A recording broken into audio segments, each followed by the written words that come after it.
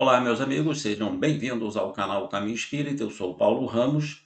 Hoje vamos estudar comunicações com o mundo invisível. Sejam todos bem-vindos ao canal Caminho Espírita. Kardec ele inicia o estudo dizendo: as manifestações dos espíritos são de duas naturezas: efeitos físicos e comunicações inteligentes.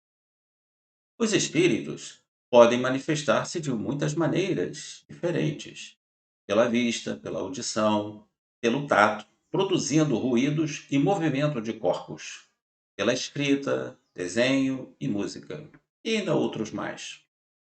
Ainda diz Kardec: às vezes, os espíritos se manifestam espontaneamente por pancadas e ruídos, e muitas vezes um meio que empregam para testar sua presença e chamar sobre si a atenção, tal como nós quando batemos para avisar que está alguém à porta.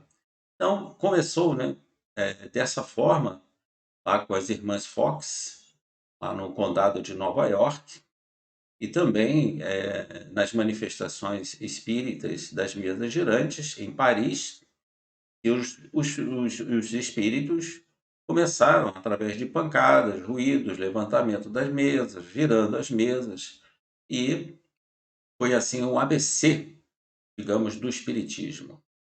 Então, às vezes, os espíritos se manifestam espontaneamente por pancadas e ruídos. Continua Kardec. As relações entre o mundo visível e invisível podem ser ocultas ou patentes, espontâneas ou provocadas. Os espíritos atuam sobre os homens ocultamente, sugerindo-lhes pensamentos. Uma ocasião, eu estava numa clínica e a clínica queria me operar. E eu estava lendo um livro e, cansado, fechei o livro e veio uma mensagem na minha mente dizendo: você vai ver o médico agora e depois você vai embora. Não demorou nem um segundo. E eu fui chamado para falar com o médico. Ele disse: eu vou operar você. Eu falei assim: eu vou embora, doutor. E não senti nunca mais nada, graças a Deus. Ainda diz Kardec: os espíritos que se tornam visíveis apresentam-se quase sempre com as aparências que tinham em vida. É assim que podem tornar-se conhecidos. A visão dos espíritos, de maneira geral, é constante e muito rara. Porém, as aparições isoladas são mais comuns e frequentes. É o que mais vemos, né? Algumas aparições, às vezes pessoas que não têm nenhum entendimento da sua mediunidade, muitas das vezes têm essas aparições. Há vários relatos na Revista Espírita sobre esse ponto. Eu conheci uma professora que tinha uma visão constante dos espíritos. E pelo que ela me narrou naquela oportunidade, a oportunidade que tivemos de ajudá-la naqueles instantes, explicando a ela, né, dessas manifestações, ela era muito incomodada. Os espíritos se apresentavam a ela de várias e várias maneiras, deixando ela muito preocupada e sem conhecimento, ela passava por verdadeiros tormentos. Ainda diz Kardec: pelo pouco vimos e dissemos, pode-se ver que as manifestações espíritas de qualquer natureza nada têm de maravilhoso e sobrenatural. São fenômenos que se produzem em virtude da lei que rege as relações do mundo visível com o invisível. Não é uma lei natural. Os espíritos se manifestam de todas as épocas, de todas as civilizações. A época de Jesus, o próprio Mestre Jesus se manifestou lá entre os apóstolos, não lembram? Né, no Evangelho, onde Tomé teve a oportunidade de certificar que era realmente Jesus. E Jesus diz aquela célebre frase: bem-aventurados aqueles que não viram e acreditam, né? E acreditaram na minha vinda, né? Muito bem. Ainda diz Kardec: as comunicações que recebemos dos espíritos podem ser boas ou más. Isso é muito importante. Justas ou falsas, sábias ou frívolas, conforme a natureza dos espíritos que se manifestam. Não é que um espírito se manifeste, traga uma mensagem e que ele é sábio só porque está no mundo espiritual. Não, é preciso analisar se ela é boa ou má, justa ou falsa, sábia ou frívola. E aí, por aí, nós podemos analisar com qual espírito estamos tratando, né? Se ele é bom ou se ele é um sábio, ou se ele é um espírito inferior, digamos. Ainda diz Kardec: os que dão provas de sabedoria são espíritos adiantados no caminho do progresso. Os que se mostram ignorantes e maus estão ainda atrasados, mas que, com o tempo, irão progredir. Todos nós iremos progredir e chegar à nossa meta final, nossa destinação final, que é perfeição. Os espíritos inferiores são mais ou menos ignorantes, diz Allan Kardec.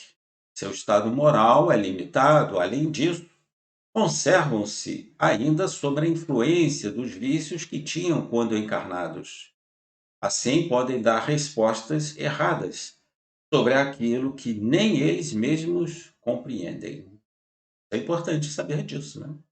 Esses espíritos, muitas das vezes, não têm todo o conhecimento. Ainda diz Kardec, nas comunicações com o mundo invisível: os espíritos superiores não se ocupam senão de comunicações inteligentes para nos instruir. Muito importante isso. Por isso disse João Evangelista: não creiais em todo espírito, mas provai se os espíritos são de Deus. Ou seja, se são bondosos, se são sábios, se são caridosos. A exemplo de Jesus.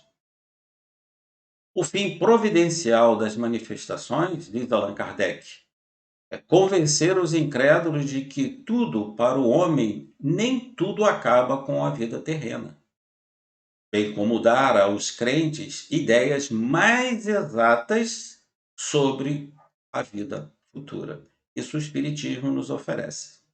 É uma exata visão, nós podemos colocar o dedo no mundo espiritual e compreender se seremos felizes ou infelizes no nosso retorno à nossa pátria espiritual.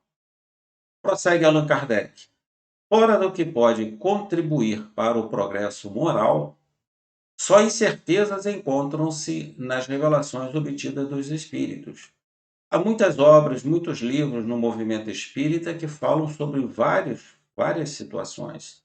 Falam em vida em outros mundos, falam em planeta chupão, falam em colônias, falam uma porção de coisas. Mas o que Kardec diz e os espíritos nos ensinam é que, fora do que pode contribuir para o nosso progresso moral, só incertezas encontram-se nas revelações obtidas pelos espíritos.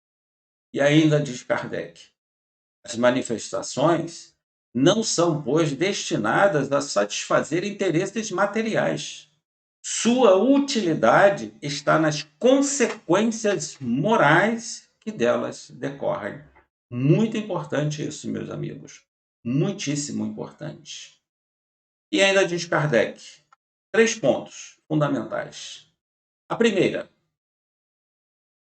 consequência desagradável para o que afasta sua faculdade, ou seja, do médium, do objetivo providencial, é a de ser mistificado pelos espíritos mentirosos.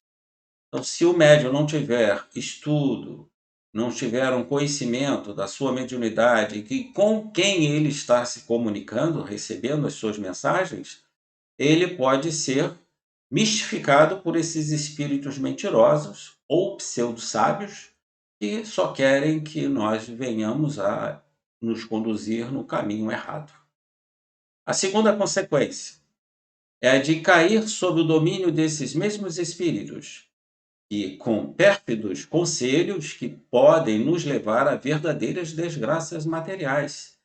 Muitas das vezes é o caso, são, vamos dizer, casos, né, de obsessão, de subjugação e de possessão.